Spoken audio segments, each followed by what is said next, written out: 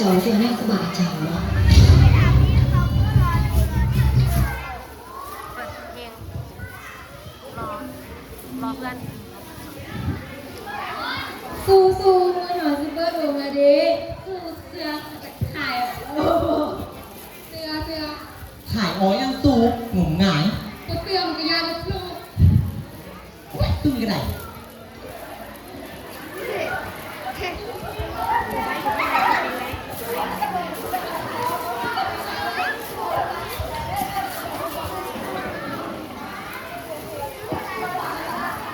เดินมาถึงกลางเวทีเห็นเสือในค่ายออกเสือแม่ก็บาดเจ้า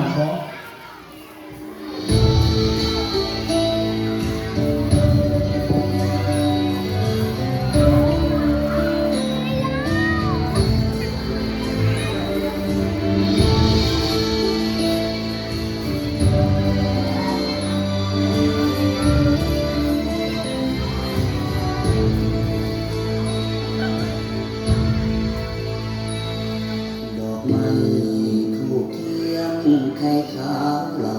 กองเป็นปองแค่ว่าแวนวีตั้งอ่อนคายไหวอำชูรีก่อนขึ้นเวทีอยากพากันลืมกันคุนอย่าลบหลู่วิชาครูบาอาจารย์อย่าเกลียดข้านคือของของขลังผู้เฒ่าเพิ่นคือเดี๋ยวมันผิดที่เดียวชีวิตตกต่ำทันลืมคำสอนสั่งจึงเอาจำเอามา